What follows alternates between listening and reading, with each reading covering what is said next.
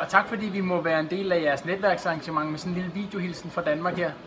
Jeg hedder Tobias Heiberg, og ved siden af mig der står Lise Møller, og vi kunne jo lige præsentere os selv ultrakort.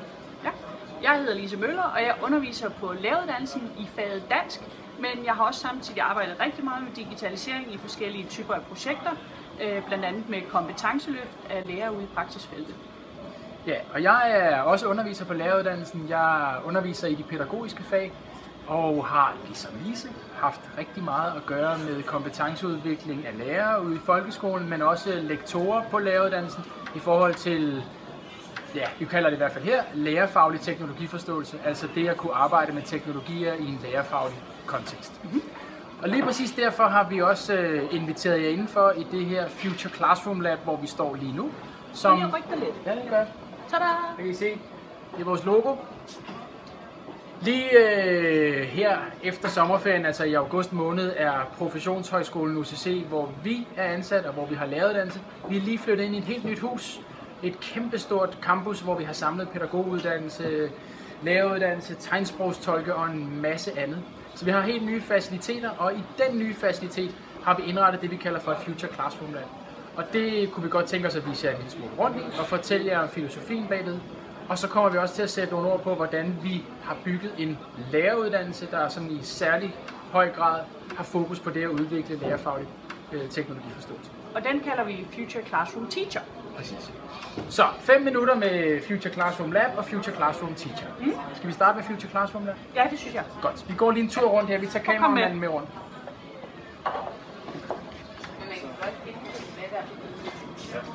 Nu larmer det lidt, og det er fordi vi har vores lasercutter kørende.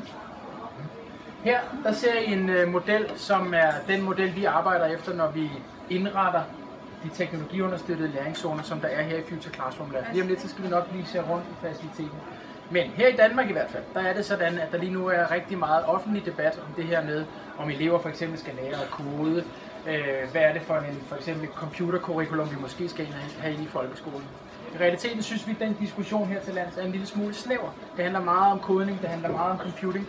Og i realiteten synes vi, at vi skal brede diskussionen ud, så det måske i højere grad handler om dannelse til et digitaliseret samfund. Og derfor, når vi indretter læringsfaciliteter, som for eksempel Future Classroom Lab her, så tænker vi også bredere end for eksempel bare making, eller produktion, eller kodning. Vi tænker også i, hvornår kan teknologier på fornuftig vis understøtte præsentation, hvornår kan teknologier på fornuftig vis understøtte det at udvikle, hvornår kan teknologier på fornuftig vis understøtte det at skulle udforske eller undersøge noget, og hvornår giver det mening i en feedback-session. Så vi bryder altså undervisningens dramaturgi op i forskellige delelementer, og derudfra taler vi teknologier. Og det er i virkeligheden filosofien bag Future Classroom Lab, manifesteret i den her model, hvor man netop kan se præsentation, udvikling, undersøgelse, produktion og feedback. Så teknisk set, det vi gør i Future Classroom Lab er, at vi kobler pædagogik og didaktik, vi kobler rum, og vi kobler i høj grad teknologi. Den her facilitet, som vi viser jer nu, den er tænkt med henblik på dels selvfølgelig de undervisere, der er på læreruddannelsen, der frit kan bruge det her.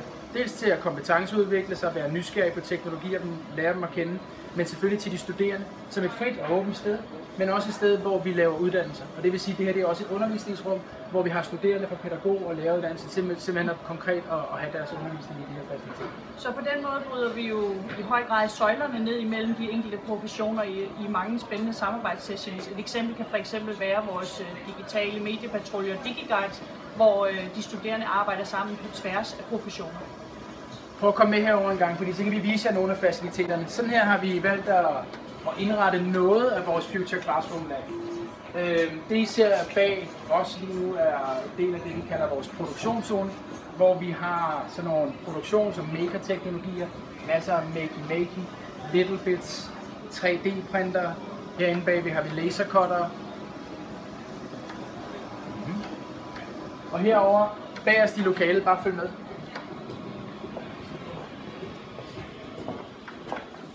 Så kan man ane nogle meget kraftige og heftige computer, der står herovre, fordi vi også arbejder med game-based learning, for eksempel. Så synes lige, vi skal gå rundt om hjørnet. Der sidder nogle studerende og kører ud. Og det er faktisk vores studerende fra Future Classroom Teacher.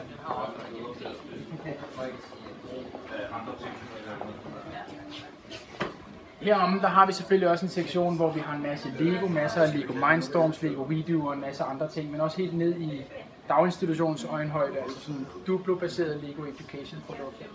Lige nu der sidder vores studerende fra Future Classroom Teacher, og vi skal nok sige mere om, hvad det er for en størrelse. De sidder lige nu og arbejder på at producere TED-talks, hvor de skal forholde sig til et konstruktivistisk læringssyn, og hvor de også skal forholde sig til retorik fra danskfaget, men også konkret en teknologi. Og hvis ikke jeg tager fejl, så arbejder de med Mindstorms, hvor de for eksempel herovre arbejder med Virtual Reality, og nogle af de andre arbejder med Makey og med QuickBots. Vi har QuickBots lige på den anden side, så der kan vi jo lige gå forbi om lidt, når vi går ned i undersøgelseszonen. Lad os gøre det. Den her vej rundt.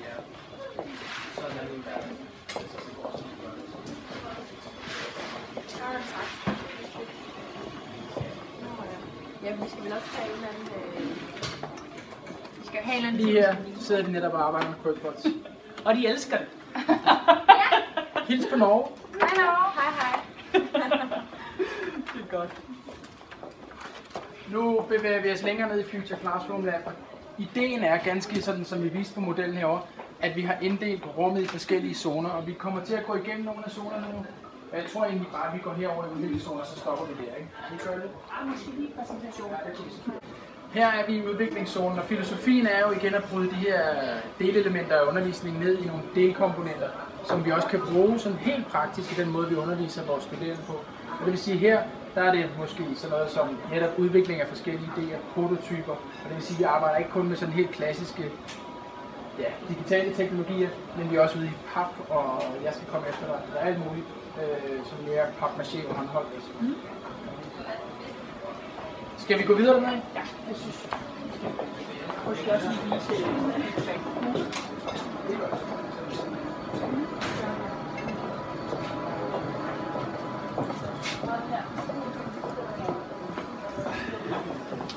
Der er noget.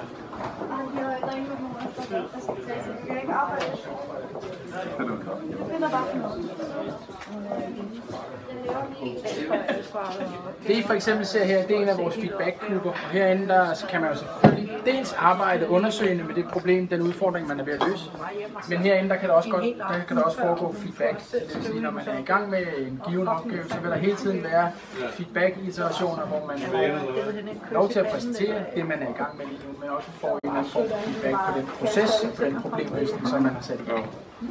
Yes. Lad os bevæge os længere ned.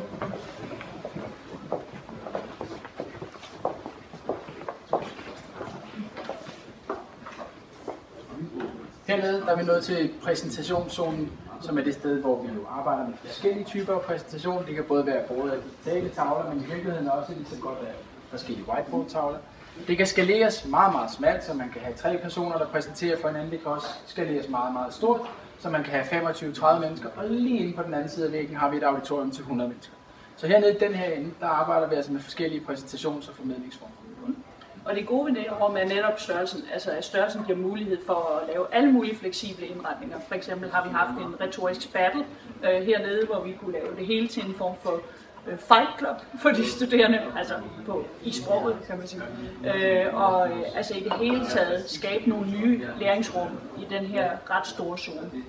Men det er selvfølgelig klart, at de tavler, vi har på endevæggen, nødvendigvis primært bruges til præsentation.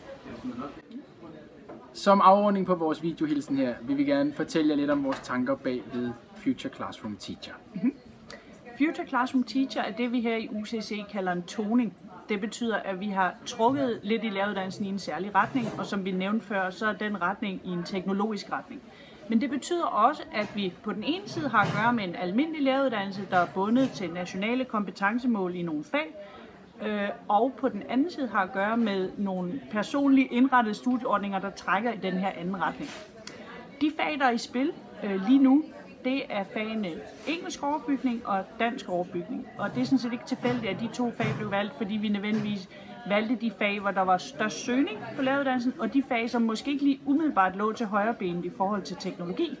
Sådan at vi fik en profil, som i høj grad var humanistisk, og som handlede rigtig meget også om udtryk og blandt andet også medialisering.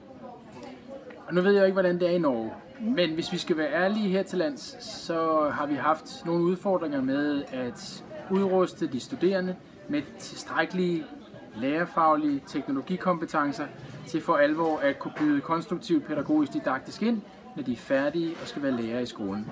Så det her initiativ er jo meget målrettet i forhold til den udfordring og i forhold til det problem, som vi synes, vi har haft der. Det vil sige, når Lise taler om helt ordinær, almindelig læreruddannelse, og de fag, som er bygget ind i en almindelig læreruddannelse, så er konceptet det samme her. Men vi gør os umage for hele tiden at tone og vinkle i retning af teknologier. Men ikke teknologier bare for teknologiens skyld, eller teknologien som en del af det at være forbruger med teknologier, men et professionelt, didaktisk, pædagogisk blik på det at arbejde med teknologi. Men også en kritisk stillingtagen til, hvornår skal teknologien være fraværende. Så det ikke kun handler om et tilvalg, det handler også om et kritisk fravær. Altså for eksempel i dag, der arbejder vi i et fagligt mødested, hvor vi arbejder med retorik, som Tobias nævnte tidligere, og vi arbejder med konstruktivisme. Og i den sammenhæng, der skal de studerende arbejde med at producere TED-talks. Og TED-talken er det, hvad kan man sige, springende punkt, hvor teknologien implementeres, og hvor den implementeres i en meningsfuld faglig kontekst. De studerende arbejder i en slags innovativ proces, hvor de på baggrund af teknologien i virkeligheden skal udvikle en form for meningsfuld argumentation ind i den her TED-talk, fordi TED-talkene oftest i virkeligheden handler rigtig meget om idéer, bærende issues i samfundet osv. Så på den måde så arbejder vi også med innovative processer, når vi har de her for eksempel faglige mødesteder, som vi har haft i dag. Og så skal det siges som en afrunding, at vi arbejder jo ikke kun med et hold. Nu er vi i år 1 for Future Classroom Teacher, og vi har startet med et hold. Og det er indtil videre helt overvældende, hvor fantastisk engageret de studerende er. Vi går efter til næste år at have 3 hold, og det vil sige, at vi arbejder løbende på, imens vi er i gang her, at kompetenceudvikle hos vores kollegaer. Og det vil sige, at undervisere i f.eks. matematik eller naturfag er lige nu i gang med at kompetenceløfte sig, så man også kan undervise i det her Future Classroom Lab facilitet, men også efter nogle af de pædagogiske tankemønstre, som vi har sat op her. Så vi er fuldt ud bevidst om, at vi faktisk har en kapacitetsudfordring på læreruddannelsen, men at vi arbejder med det her. Og vi arbejder med det på flere niveauer, både fagfaglige niveauer, pædagogiske niveauer, rummæssige niveauer, arbejdsprocessuelle niveauer, som for eksempel de forskellige læringszoner er udtryk for. I kan jo følge os på futureclassroomlab.dk. Vi er på Twitter, både med Future Classroom Lab og Future Classroom Teacher. Og så har vi en YouTube-kanal, hvor den her video også kommer til at ligge, som hedder Future Classroom Teacher. Ja, tak fordi I så med. Vi glæder os rigtig meget til at se nogle af jer her i november, og vi kommer også rigtig gerne til Norge og snakke med jer. Vi er også rigtig interesserede i at høre nogle af jeres erfaringer. Så forhåbentlig på gensyn her fra Future Classroom Lab, Future Classroom Teacher.